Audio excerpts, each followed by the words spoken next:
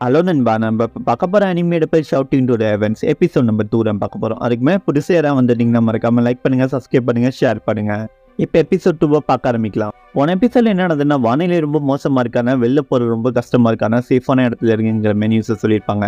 அதை கேட்டதுக்கு அப்புறம் எப்படி போறதுங்கிற மாதிரி எல்லாம் பேச்சு வந்துருக்கோம். அப்போ காலைல போலாங்கிற மாதிரி எல்லாம் கேட்டுட்டு இருக்கும்போது, காலைல போகும்போதுலாம் ரொம்ப சேஃபா இருக்காதுங்கிற மாதிரி நம்ம ஹீரோ சொல்லிடுவான்.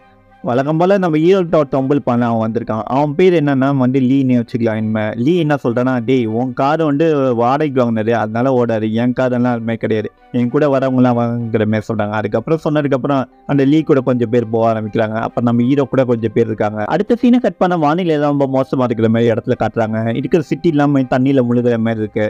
அந்த அளவுக்கு மழை பெய்ஞ்சிட்டு இருக்கு. இது எல்லாமே அந்த சவப்பட்டிங்க உலகத்துக்குள்ள வர்றதுல காரணம். நம்ம ஹீரோ சொன்ன மாதிரி காரை எடுத்துட்டு போனா இல்லைங்க அந்த லீ, அதில் போய் மாட்டிக்கிறா. அங்கே இருக்கவங்களாம் எப்படி உயிரோடு தப்பிப்போமா இல்லையாங்கிற அளவுக்கு பயந்துட்டு இருக்காங்க. அங்கே இருக்க டேமு உட்பட எல்லாமே உடஞ்ச இடம் ஃபுல்லாக தண்ணியாகவே இருக்கு.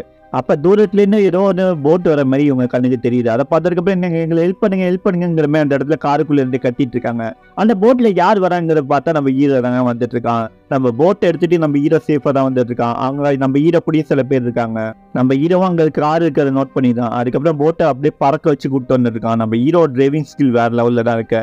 அப்படியே அந்த போட்டை திருப்பிட்டு வந்து அந்த காருக்கிட்ட நிற்கும் போது அங்கே இருக்கிற பொண்ணு நம்ம கிளாஸ் சீட்டர் தான் வண்டி ஓட்டு வந்துருக்காங்க தெரிஞ்சுக்கிட்டோன்னே, கிளாஸ் சீட்டர் எங்களுக்கு ஹெல்ப் பண்ணுங்கிற மாதிரி கட்டிட்டு இருக்கான். அதை நம்ம ஹீரோவும் பார்த்துடுறான். பார்த்துருக்கப்புறம் சரி ஓகே நான் எல்லாருக்கும் ஹெல்ப் பண்ணுறேங்கிற மாதிரி ஓடி போய் ஒரு கட்டை மாதிரி எடுத்து அந்த கார் கண்ணாடியை உடச்சி அப்படியே அவங்க எல்லாருமே காப்பாற்ற ட்ரை பண்ணுறான். ஃபைனலாக நம்ம ஹீரோவும் கார் கண்ணாடியை உடச்சிட்டான். எல்லாருக்கிட்ட உங்ககிட்ட எப்படி போட்டு வந்துட்டு கிளாஸ் சீட்டருங்கிற மாதிரி கேட்டுட்டு இருக்காங்க எல்லாருமே. அப்போ நம்ம ஹீரோ இல்லை பேசுறதுக்கு இல்லை டைம் இல்லை, சீக்கிரமாக எல்லாருமே வாங்குங்கிற மாதிரி கூப்பிட்றான். அப்போ நம்ம லீக்லாம் அவமானமாக போயிடுது. அந்த இடத்துல பெரிய சுழல் காட்டே வந்துட்டு இருக்கு. ரொம்ப மோசமான வானிலையா இருக்கு. அந்த இடமே ரொம்ப கொடூரமான இருக்கு. இருந்தாலும் நம்ம ஹீரோ கஷ்டப்பட்டு போட்டை ஓட்டிட்டு போயிருக்கான். அப்ப நம்ம ஹீரோ என்ன சொன்னா, எதாவது பிடிச்சிட்டு இருங்க, இந்த இடம் ரொம்ப மோசமா இருக்கு, அதனால நம்ம போறது கஷ்டமா இருக்குன்னு சொல்லிட்டு இருக்காங்க. அங்க இருக்கிறவங்களாவே கம்பியெல்லாம் பிடிச்சி நின்று இருக்காங்க. அப்படி இருந்தா நம்ம ஹீரோ அசால்ட்டாவே போட்டை ஓட்டிட்டு போறாரு. நம்ம ஹீரோக்கு ஸ்கில் போட் ஓட்டல இருந்திருக்கு போல இருக்கு. அப்புறம் ஒரு சுழல் காற்றிலே நம்ம ஹீரோ அப்படியே அந்த போட்டை மேல ஓட்டிட்டு போயிட்டே இருக்கான். ஏன்னா வேற வழியே இல்லை, அந்த வழியா தான் போகணும். அந்த சுழல் காற்றுல அப்படியே அந்த போட்டை அப்படியே மேல போயிட்டு இருக்கு. நம்ம ஹீரோ மேனேஜ் பண்ணி அப்படியே ஓட்டி போயிட்டு இருக்கான். இந்த சுழல் காட்டிலே இருந்தா நம்ம மாட்டிப்பான்னு சொல்லிட்டு நம்ம ஹீரோவும் அந்த சுழல் காட்டை விட்டு வெளில வரதுக்காக ட்ரை பண்றான். அவனும் வேகமா ஸ்பீட் போட் எல்லாம் பண்றான். பண்ணதுக்கப்புறம் அப்படியே அந்த போட்டை அப்படியே பறக்குது. அந்த சுழல் காட்டை விட்டு வெளில வந்து நம்ம ஹீரோவும் எப்படி போய் கீழே விழுவ போறேன்னு நினைச்சு பயந்துட்டு இருக்காங்க. சுத்தி இருக்கவங்க எல்லாம் எல்லாமே பறந்துட்டு இருக்காங்க கீழே விழுற மாதிரி. அப்படி இருந்து எல்லாமே மேனேஜ் பண்ணி ஏதோ ஒன்று பிடிச்சிட்டு உயிர் தப்பிச்சிட்டு இருக்காங்க அவங்க எல்லாருமே. அப்ப ஏதோ ஒரு மலைக்கு நடுவுல போய் நம்ம ஹீரோ போய் மாட்டிக்கிது போட்டு. அங்க இருக்கிற கல்லெல்லாம் அந்த இடத்துல பயங்கரமா லாக் ஆயிடுது. அதுக்கப்புறம் இவங்க எல்லாருமே சேர்ந்து அந்த மலையை அப்படியே ஏறி மேலே போக ஆரம்பிக்கிறாங்க. நம்ம ஹீரோ எப்படியோ கஷ்டப்பட்டு முன்னாடி போய் ஏறிடுறான். அப்போ ஷவா இருக்கால, அதாவது ஹீரோட எக்ஸ் கேர்ள் ஃப்ரெண்ட், அவள் நிற்கிறான். அதை பார்த்ததுக்கப்புறம் நம்ம ஹீரோ கை நீட்டி ஏறுங்கிற மாதிரி சொல்கிறான். சொன்னதுக்கப்புறம் அவளும் கையை பிடிச்சி ஏறுறான். அப்போ நம்ம இவளுக்கும் ஒரு மாதிரியாக தான் இருக்குது. நம்ம ஹீரோ கையை பிடிச்சிட்டு இருக்கும் போது அவளும் லைட்டாக வருத்தப்படுற மாதிரி தான் இருக்குது. அதுக்கப்புறம் சுற்றி இருக்கவங்க எல்லாருமே காப்பாற்ற ஆரம்பிக்கிறான் நம்ம ஹீரோ. மழை சடனாக நின்றுச்சு. என்ன நடக்குது இங்கே? இந்த இடத்துக்கு வந்ததுக்கப்புறம் மழையே பெய்யுது இல்லையே, அங்கே யாருமே இல்லைங்கிற மாதிரி அங்கே சுற்றி இருக்கவங்களாம் பேசிகிட்டு இருக்காங்க. ஆனால் இந்த இடத்துல சேஃபாக இருக்கவங்கள அது வரையும் நமக்கு போருங்கிற மாதிரி எல்லாம் நினச்சிட்டு அப்படியே முன்னாடியே அந்த படிக்கட்டு மாதிரி இருக்கு, அதை ஏறி மேலே போக ஆரம்பிக்கிறாங்க. மேலே போய் பார்த்தா ஒரு இடம் மாதிரி இருக்கு. அதை பார்த்ததுக்கப்புறம் இது என்ன இடம் தான், இந்த இடத்துக்கு நான் வந்ததே இல்லைங்கிற மாதிரி எல்லாருமே ஆச்சரியப்பட்டு அந்த இடத்த பார்த்துட்டு இருக்காங்க. அப்போ அந்த கேண்டி இருக்கான்ல, அவன் என்ன சொல்றான்னா, இந்த இடம் என்ன இடம், அவன் ஃபாரினர் தானே, இந்த மாதிரி இடங்கள்லாம் அவனுக்கு தெரியாது, அங்கே இருக்கிறவங்க எல்லாம் கேட்டுட்டு இருக்கான். அப்போ நம்ம ஷவா என்ன சொல்றான்னா, இந்த இடம் தான் ரொம்ப எம்பையர் ஜெயண்ட் எம்பையரோட முக்கியமான இடமா இருந்தது, மவுண்டன் டாயின் இந்த இடத்தோட பேர் சொல்லுவாங்க. அதை கேட்ட நம்ம ஹீரோ, நீ சொல்ற ரைட் தான், இதை மவுண்டன் டாய்க்கு ஏன் யாருமே வர மாட்டேங்கிறாங்க தெரியுமா? இந்த இடத்துல ஒரு பலிபீடம் மாதிரி தான் யூஸ் பண்ணியிருக்காங்க. சாக்ரிஃபைஸ் பண்ணி அதுக்கு அதே சமயத்தில் கடவுளை வர வைக்கிறதுக்காக நிறைய பேர் ட்ரை பண்ணியிருக்காங்க ஏசியன் பீரியட்ஸில். ஆனாலும் இந்த இடத்துக்கு வரத்துக்கு எல்லாருமே பயப்படுவாங்க. அப்போ திடீர்னு வாரத்தில் ஏதோ ஒரு சட்டம் மாதிரி கேட்குற மாதிரி இருக்குது. அதை பார்த்ததுக்கப்புறம் ஏதோ எரிக்கல் வருதுங்கிற மாதிரி எல்லாருமே பார்த்துட்டு இருக்காங்க. அதுக்கப்புறம் ஏதோ டிராகன் வர்றதெல்லாம் பார்த்ததுக்கப்புறம், என்ன இந்த இடத்துல எப்படி டிராகன் வந்துட்டு இருக்கு, என்ன நடக்குறீங்க, அதுவும் நம்மள நெருங்கி வந்துட்டு இருக்கு. எல்லாருமே பார்த்து அந்த இடத்துல பயங்கரமாக ஷாக் ஆகிட்டு இருக்காங்க. என்ன 8 டிராகன்ஸ்க்கு மேலே வந்துட்டு இருக்கு, எதுக்கு நம்மளை நோக்கி வந்துட்டு இருக்கு இந்த இடம்? அதை பார்த்து நம்ம ஹீரோ, இந்த இடத்துல நம்மள பக்கமாக சீக்கிரமாக வந்துட்டு இருக்கு, இந்த இடத்த விட்டு ஓட ஆரம்பிங்க எல்லாருமே சொல்லிட்டு இருக்க மாதிரி எல்லாருமே ஓட ஆரம்பிக்கிறாங்க. அதே சமயத்தில் அந்த டிராகனும் கீழே லேண்ட் ஆகுது. அந்த இடத்துல ஒரு பெரிய பில்டிங் இருந்தது. அந்த பில்டிங்கை உடச்சி சுக்குநூறாகி இருக்குச்சு. அந்த இடத்துல பயங்கரமான கற்கள் எல்லாமே உடஞ்சி அப்படியே தெரிக்குது. அதில் சுற்றி இருக்கிற எல்லாருமே அப்படியே கீழே விழுகிறாங்க. இருந்தாலுமே எல்லாருமே ஓரளவுக்கு உயிர் தப்பிச்சிடுறாங்க அந்த இடத்துல. நம்ம ஹீரோவும் இதெல்லாம் பார்த்துட்டு தான் இருக்கான். அப்போ திடீர்னு அங்கே இருக்கிற உடஞ்சி விழுவுது எல்லாமே, பாறைகள்லாம் உடஞ்சி அப்படியே கோடுமே கிராக் மாதிரி விழுந்து அப்படியே எல்லாருமே கீழே விழுந்துடுறாங்க ஒரு பெரிய குழிக்குள்ளே. அந்த குழிக்குள்ளே விழுந்ததுக்கப்புறம் ஃபஸ்ட்டு நம்ம ஹீரோ தான் எந்திரிக்கிறான். அவங்களுக்கு யாருக்காவது அடிபட்டுருக்காங்கிற மாதிரி கேட்டுட்டு இருக்கான். அங்கே இருக்கிறவங்க எல்லாருமே நாங்கள் நல்லா தான் இருக்கோம், ஆனால் இது என்ன இடம், நம்ம எந்த இடத்துல போய் லேண்ட் ஆகிருக்கோம், ஏதோ ஒரு குழிக்குள்ளே வந்து மாட்டிக்கிட்ட மாதிரி இருக்கு, இந்த இடம் என்ன இடம், எல்லாருமே அதை கேட்டுட்டு இருக்காங்க. அப்போ நம்ம ஹீரோ சுற்றி முட்டி பார்த்துட்டு இருக்கான். அப்போ அந்த டிராகன் இருக்கிறதுலாம் நம்ம ஹீரோவுக்கு தெரியுது.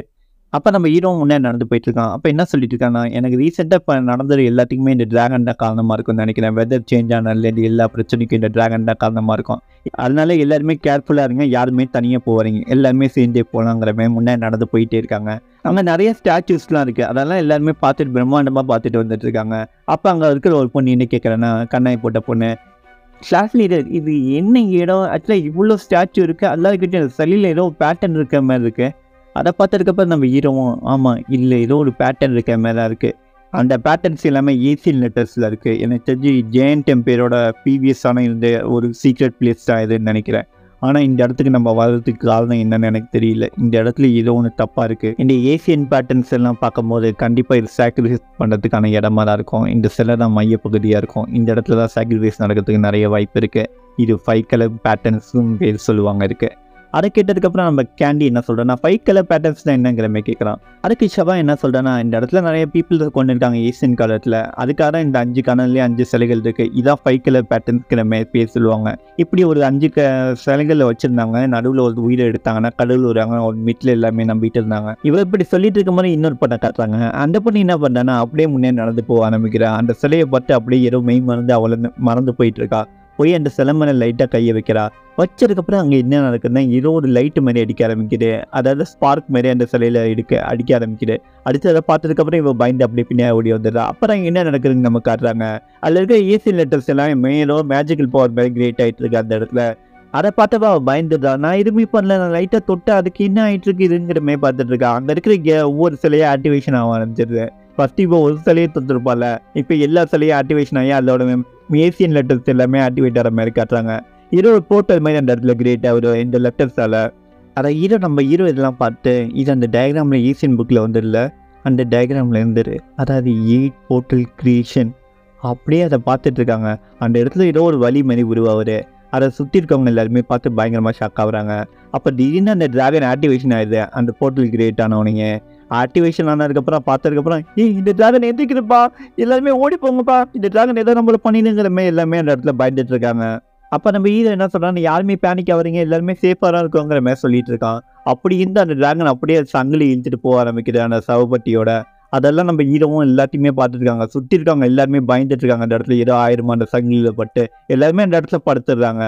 அந்த டிராகன் அப்படியே அந்த போர்ட்டல் நோக்கி வேகமாக போயிட்டு இருக்கு. அங்கே இருக்கிற சிலையெல்லாம் உடச்சி அங்கே இருக்கிறவங்க எல்லாமே பயப்படுறாங்க.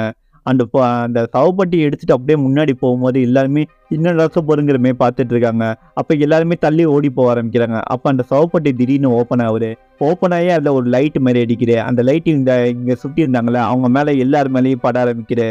பட்டதுக்கப்புறம் எல்லாருமே அந்த சவப்பட்டிக்குள்ளே போகிற மாதிரி காட்டுறாங்க நமக்கு. இதோட இந்த எபிசோட் முடிஞ்சிட்டு போக போக கொஞ்சம் இன்ட்ரெஸ்டிங்காக தான் போவோம். ஸ்டார்டிங் மட்டும் கொஞ்சம் மிஸ்டேக் கொஞ்சம் அதிகமாக தான் இருக்கும். அது நான் முடிஞ்ச அளவுக்கு புரியாமல் எக்ஸ்பிளைன் பண்ணுறேன். இது வரைக்கும் பொறுமையாக பார்த்தா எல்லாருக்கும் மறக்காம லைக் பண்ணுங்கள், சப்ஸ்கிரைப் பண்ணுங்கள், ஷேர் பண்ணுங்கள். இது உங்கள் ஏஜே வாய்ஸ் ஓவர்.